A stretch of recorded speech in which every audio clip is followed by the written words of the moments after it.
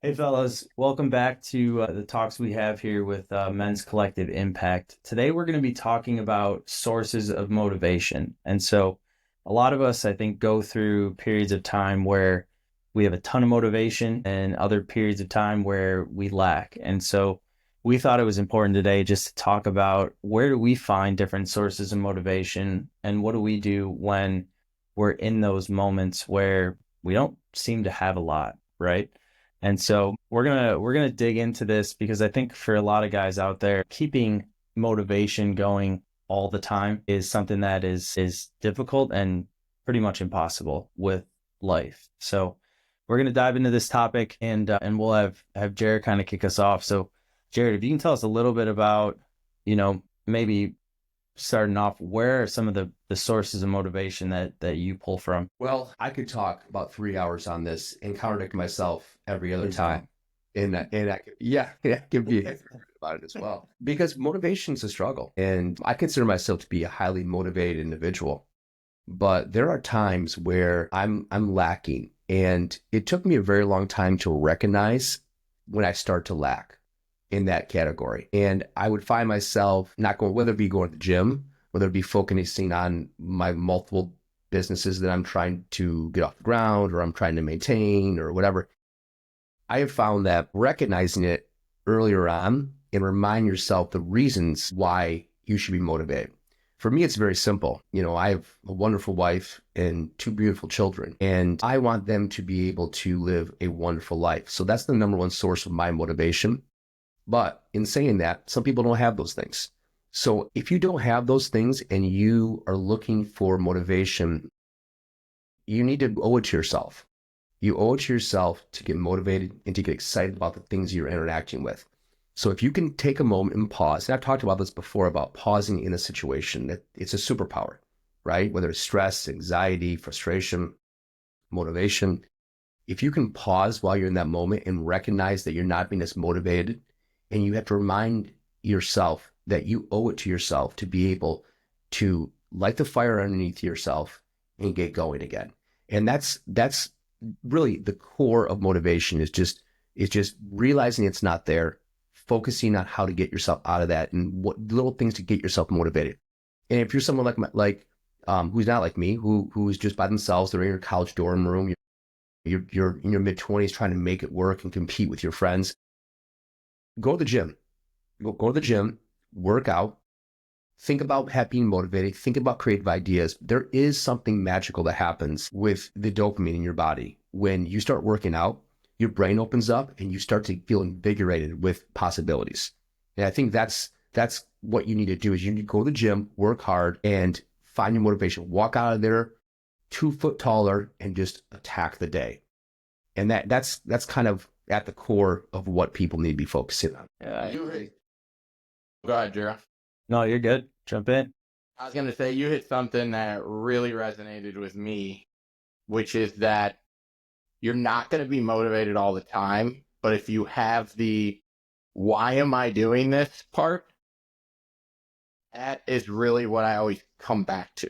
It's like, do the things that make me happy or lay around like a goon and regret it later. And once you kind of position it in your internal monologues that way, it's like, why would I do the second one?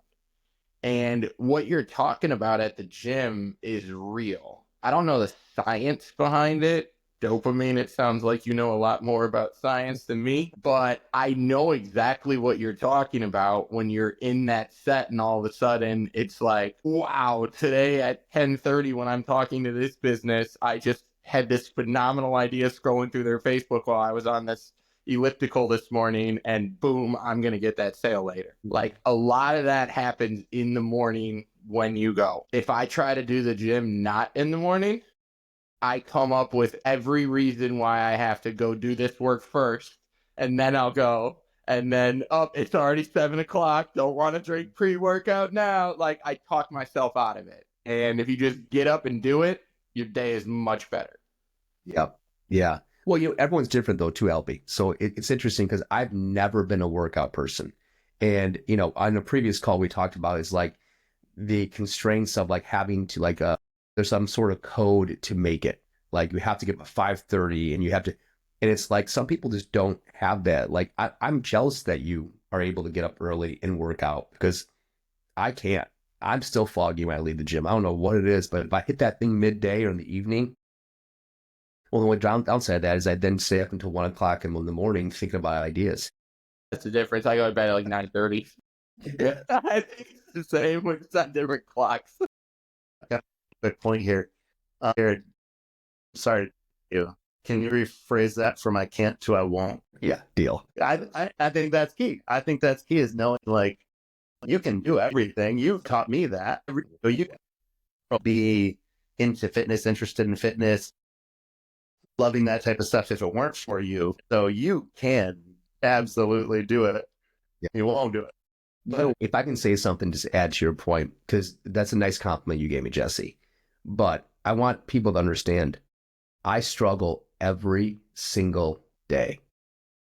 I make it seem easy on the outside because I like to inspire, but I struggle all the time. Like I haven't worked out today. I've had meetings after meetings. They didn't go well. I was stressed. I lost my phone for half the day. Getting on this call with you guys with all the like-minded ideas we have around what we're building, it motivated me. I found my motivation. It took 8 o'clock at night, but I found it. You know, it's not going to be always there. While I inspired you, I still have to always inspire myself. And I think that's a very important point that we all have to remember is that what you see on the outside when it comes to motivation and success, that person didn't just get it handed to them in more cases than not. Okay, they had to struggle. They have a hard time getting up. They get sick like the whole panel has gotten sick in the last 3 weeks. Okay, you got to get up for it, and you got to prove it to yourself. That's so important.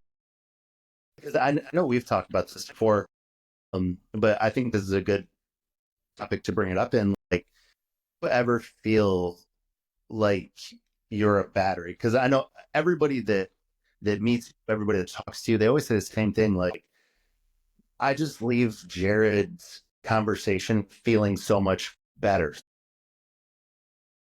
Today, Zach Fletcher came into the shop, had a list of things that like he wanted to do to change in his own personal life, all the way down to breaking the crust of milk to get to the whole milk, you know, like getting that. It's like those type of things. Like I regularly, and I think we've talked, you are a source of motivation for so many people. And I mean, we're talking hundreds of people on a regular basis. You are a source of motivation for those people. Do you ever feel like that kind of drains you, or does that get you more inspired to be a better version of yourself that you can keep dishing out these people's motivation? You know, Jesse, that's a great point. It is for me when I hear that, or I'll have someone in my chair and we're talking, and let it be known, you know, my day-to-day is a hairstylist to deal with 20 plus clients a day, all different kinds of energies, all different kinds of problems, everything. My goal, because I want them to smile when they leave, I want them to feel energized. My goal is to give that to them. And it gives me power. It makes me confident in myself that I may have helped somebody. And I didn't know I was doing that for the longest time. I just thought I was a chatty Cathy, and I just was trying to be uplifting and powerful with them. It really, just as much as motivation and happiness I'm giving them, I get it back 2x. It's me going, and then the next person gets me, and I'm doing the same thing again. And it's just, it's funny not to get too much in the weeds on energy and, you know, manifestation, but like, it's contagious. It's neat. And if you can harness that, you will have less moments of lack of motivation because you're living in this sweet spot of positivity. And if one person grows, we all grow, right? And that's exactly what we're trying to do here. We see it in a small scale. We are looking to see it on a large scale. Just changing the mindset. It's contagious. You know, just as negativity can be contagious, so can positivity, and so can motivation. And That's a good point. But Jess, you do the same thing. People come in all the time, they say the same thing. Well, and that's something that like I've noticed every, because we spend an hour or an hour and a half together every other Saturday. Mm-hmm. And it's bright and early in the morning. It's always at 7:00. We get together, we talk, about everything in life. Like, I don't think there's one thing we haven't discussed in our, 7, 8 years? About 8 to 9, I think. 8 to 9, yeah, almost 10 years of knowing each other. Like, there's one topic we haven't discussed, but one consistency in my life is that when I leave there, I feel like I am more recharged to be able to give to everyone else in my life. And that's some people have said that, like, oh, I can tell you saw Jared today, like, because you have that. And that's a really good point that you made, is that motivation. Like, your motivation fuels my motivation, and that it is contagious. So you're just trying to kind of give back what received from that. And getting into the topic of sources of motivation, I think one thing that's important is to have, like, what are your motivations? Are you motivated to have a incredible home life? Are you motivated to have, financial success? Are you motivated to have professional success? Your goal, I think, can determine like what your source of motivation is. And then some people too, they have this superpower to use negative motivation. They'll motivate themselves based off of negativity. Like, I just want to do better than that. Have this like negative motivation that fuels them. They run that through their system and power it out the other end. And then you'll have people that are motivated in a positive way. Like, I just want to help that guy. Yeah.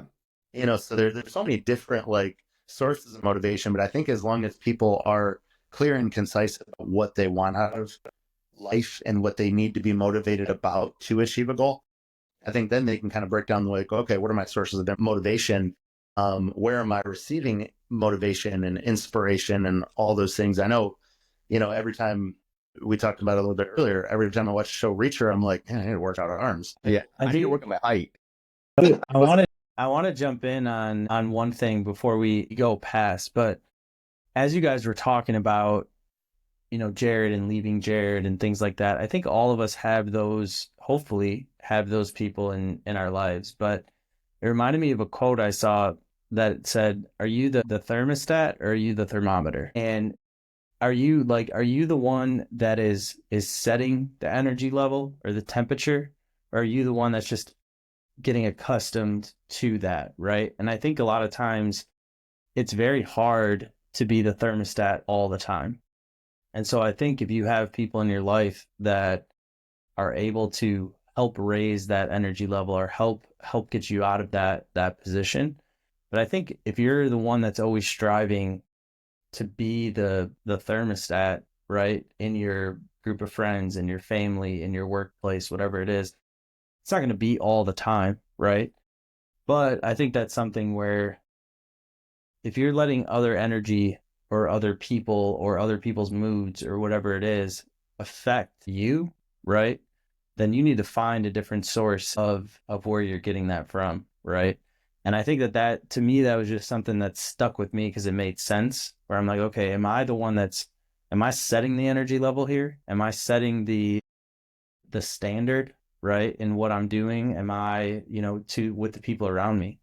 Am I the person that when somebody gets on the phone with me, I just start complaining about stuff, right? I don't want to be that person. So a lot of times for me, it's just been a really quick trigger where I can say, okay, am I the one that's setting this at the moment? Or am I letting the things outside of my control or outside of my life control how I'm feeling, right?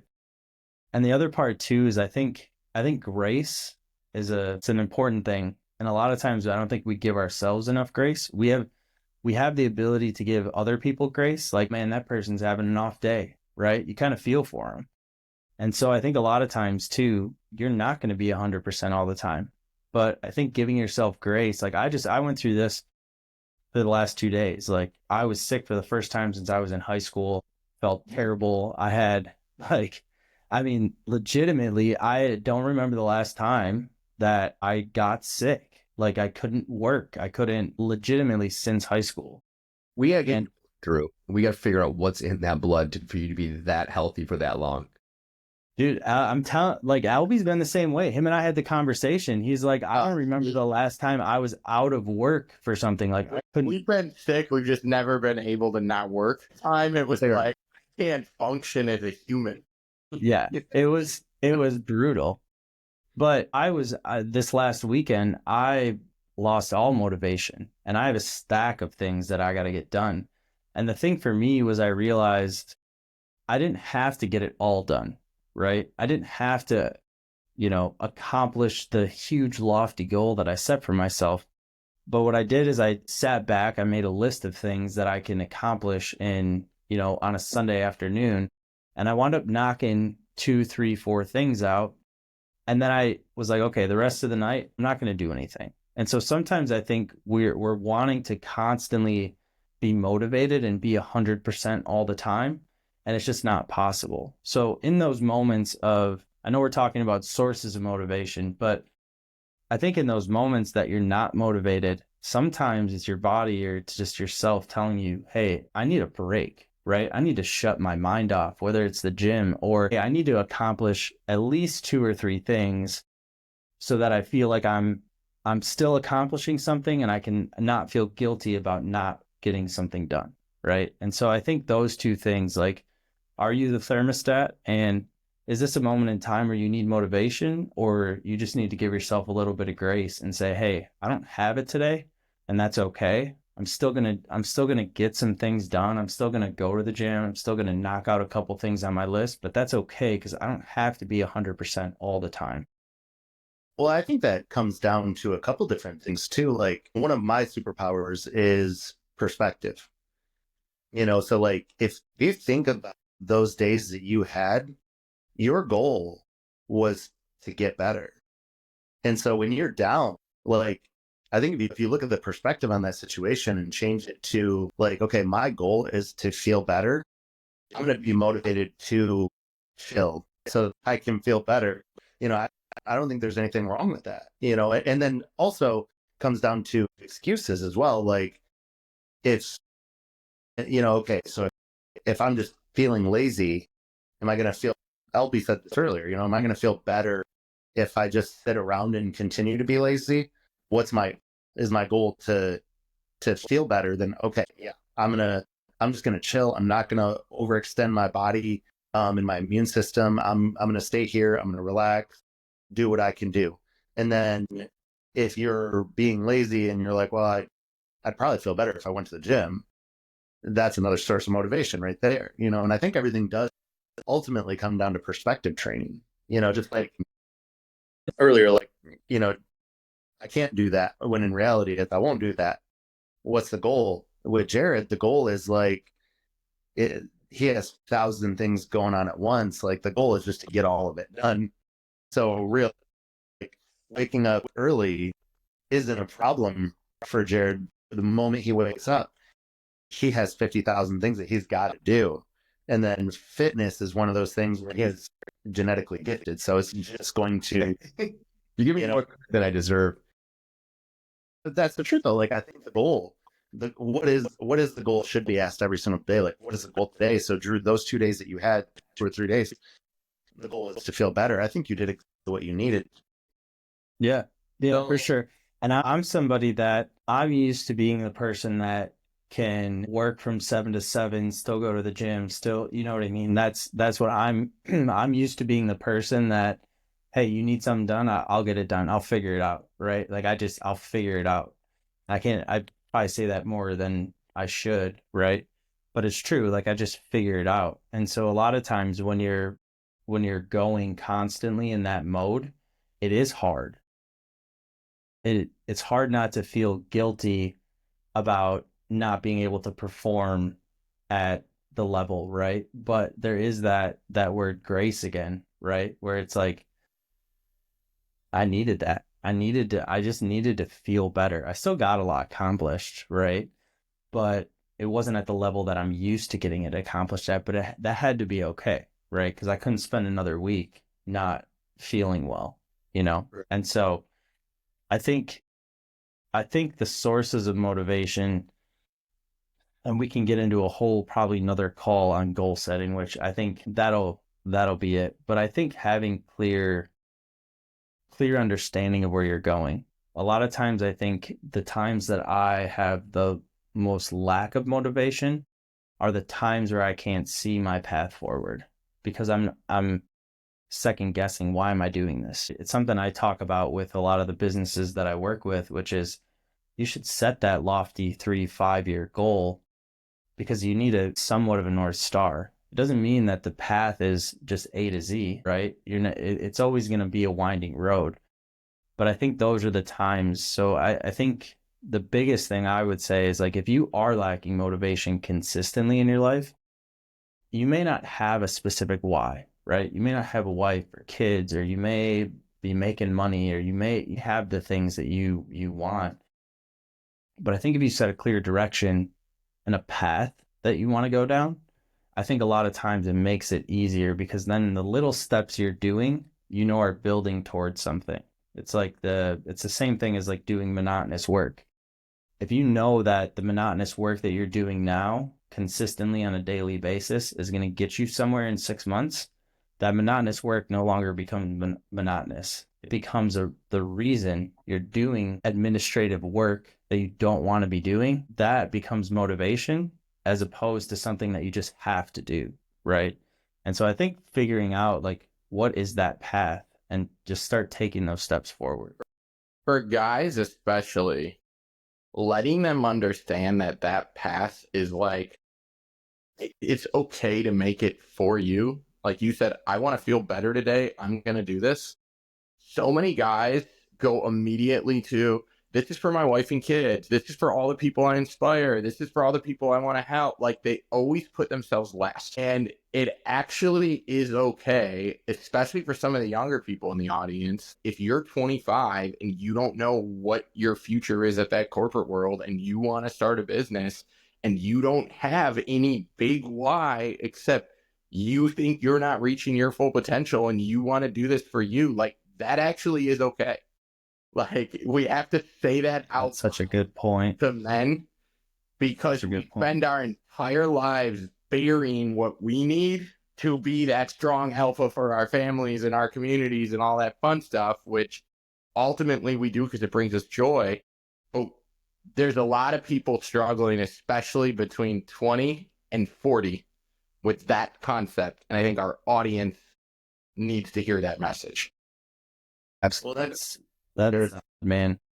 Jared said last week, you put your, when the airplane's going down, put your mask on before you help somebody else put theirs on.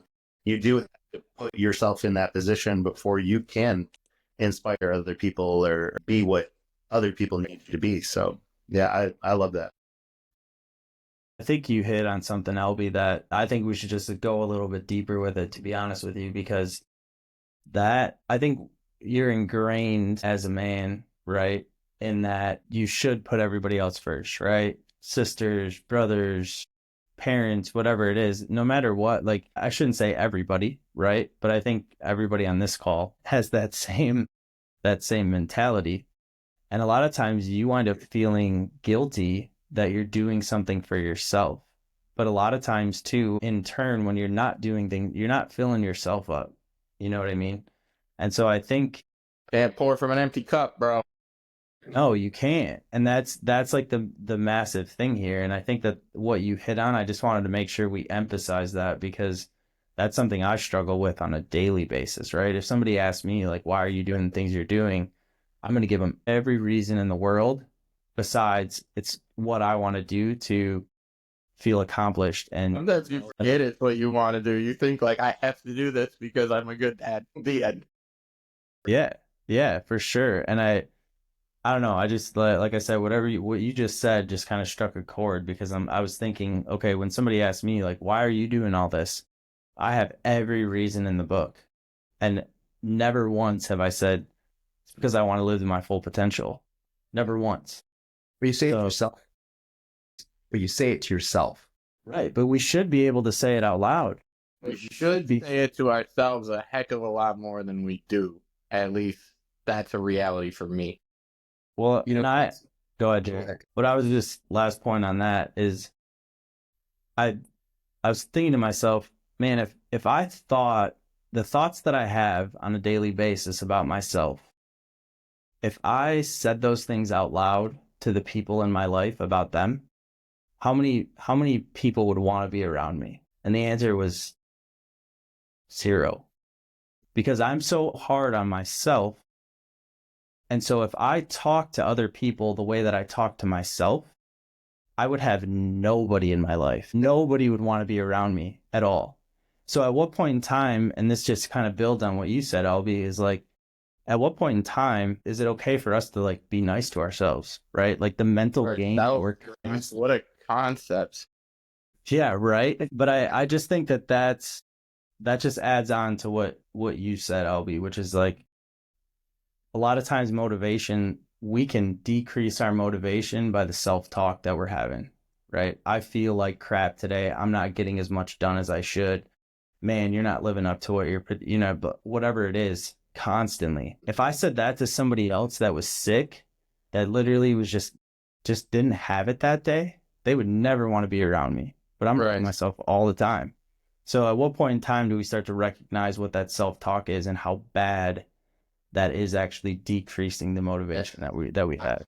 I heard everybody say contagious for both the positive and the negative side of it. And I would argue it's not just contagious. I would argue it's a positive feedback loop, and it grows exponentially one way or the other, because the ideas bounce off of each other at a faster rate. And so when you go down path A or path B, that talk really, whether it's an internal monologue or it's what you say to those around you and comes back to you, that really starts to manifest. Like, there's no other way to say it. The energy resonates on the same frequencies of what you put out. Oh, I was just saying, like, because I wanted to say that point. Everyone kept saying contagious, but I think it's more than that. I think it grows at a faster rate. I think it is contagious, but I think it's more. Well, it's a great point too. Manifestation. You're going to manifest positivity, or you're going to manifest negativity. Either way, your words are speaking that into existence. Yeah. Why are you so down? What was that?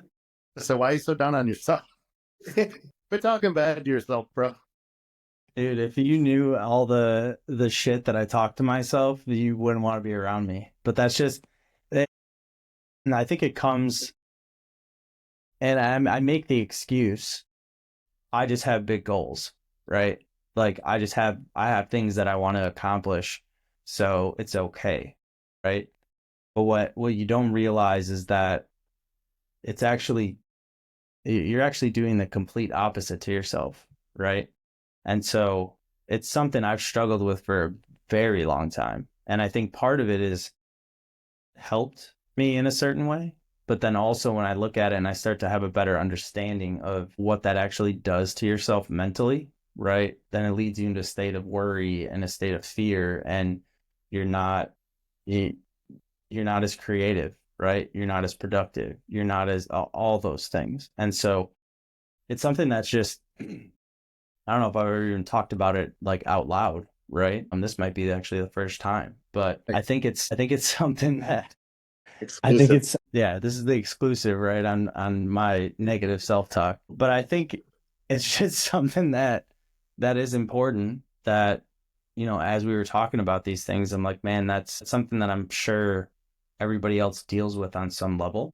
It's important to be aware of that, because too much of that is going to lead you down to a path that, where I've been before. And it's hard to get out of that mental hole. And when the world's kind of beating you up already, like, you don't also have to beat yourself up, right? Yeah. Can we this topic? Because I do think that this topic deserves a much deeper discussion into it as well. Like that, everything that you said was such good points about talking down to yourself. And like, if somebody else, even take away, like if you were to talk to somebody else like that, if somebody else were to talk to you like that, it would be an issue. Yeah. I'm blowing up if someone talking the way I talk to myself. If you would allow somebody else to talk to you that way, why do you talk to you that way? I feel like we should make note of this and go really deep into it. My buddy Chris, him and I spent hours talking about the subject. And one thing that he did a lot of was exactly what you're saying, just beating himself down, beating himself down, beating himself down, and then had this revelation of like, I would never let anybody treat me the way that I treat myself. And, so it was a powerful moment for him, a powerful awakening moment where he was just like, I've got to change this about me, and again, controlling those thoughts is kind of what we talked about in the last getting out of the ruts topic. I think it's training, right? It's positive training. Like when you say something negative, change that into a positive.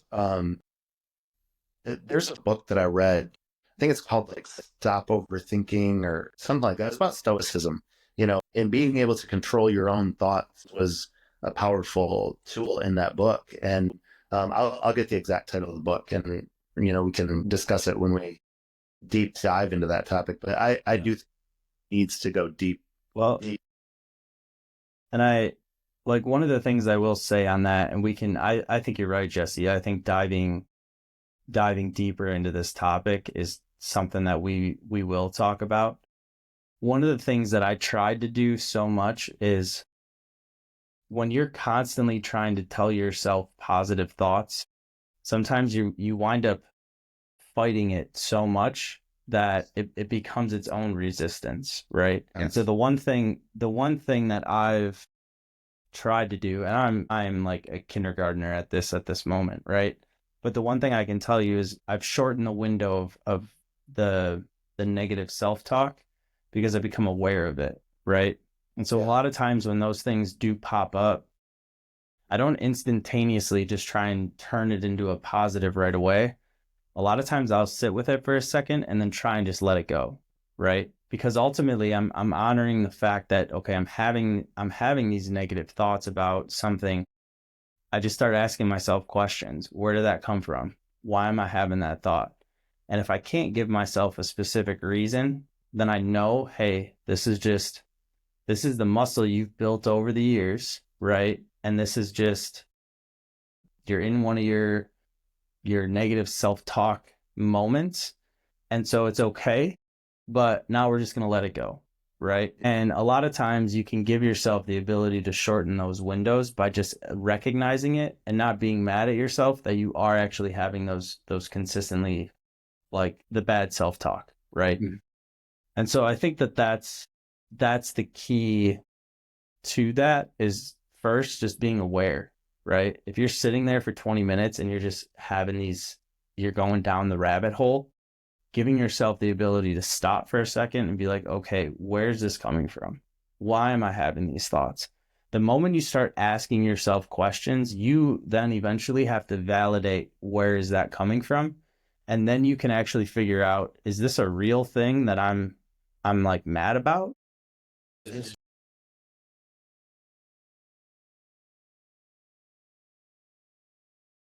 Right. So the first step is honestly the self-awareness of it. Like where's just start asking yourself questions. And it doesn't even have to make sense, but it just tells yourself, hey, I'm aware that I'm in this state of mind right now. So where the hell is it coming from? Yeah. And like Albie just said, is it the muscle that I've been building for the last 30 years of my life that I'm trying to change, right? Is there something that I'm actually feeling this way about? Because if it is, then you can dig into that specific situation and then move on from it, right? But I think you can get yourself caught in a little bit of it's very difficult when you're in a negative mindset to instantaneously be like, okay, I just want to think positive, right? Because then you're creating, like I said before, you're creating so much resistance towards that. Recognize it, honor it. So you know what helps me in that situation is something you used to do to me, Drew. When I would get all upset about A or B, you would stop me and be like, what's the worst case scenario? And I would be like, the worst case scenario is about 7 times less bad than I am explaining right now. And then you would be like, okay, so that's the Z. And I can At the Z. in my mind sometimes when I am doing the same thing, and it comes from you. Like, you are the best at teaching me to quit doing that I guess 5-6 years ago when we were in the COVID mess. It's just because I'm a pro at it. I'm right there with you. You can't teach somebody something that you haven't done, right? So usually the things that I can help somebody with are the things that I've gone through or currently going through. But yeah, a lot of times we wind up making it way bigger in our minds too. And so that's a question I would ask, like, okay, what is worst case scenario here? I bet you a lot of people in our audience are in that bucket of we make it bigger in our minds. All of us have big goals. We all have high expectations for ourselves. We all are voluntarily putting this pressure on ourselves. I bet you that resonates with a lot of them. Big time. Those are some really good thinking points for everybody that sees this. Really needs to self-assess that and think about those things. And then we're going to launch the Drew and Jared therapy business Wednesday, starting April 1st. You guys doing a joint venture on that one? Hey, we're expensive, LD. I'm not trying to bankrupt anyone here. Yeah, we got a lot of experience over here, all right? Yeah, Like, and let me tell you, it's all from experience of making stupid mistakes and choices. Yeah, so which is the impetus of what we are building here, which is an awareness that these struggles that you're going through, these problems that you have in your life, I heard something. It's funny. You guys are gonna think I'm crazy, but Joel Osteen, the mega church preacher, right? He has a podcast. And it is an amazing motivational take on religion. And I listened to one the other day, talked about how God is the ultimate artist. And each time you're going through a struggle, you feel the struggle, but really he's just chiseling that marble and making you out to be the perfect you, where he envisions you to be. And there needs to be an acceptance of the reframing of how we look at our struggles.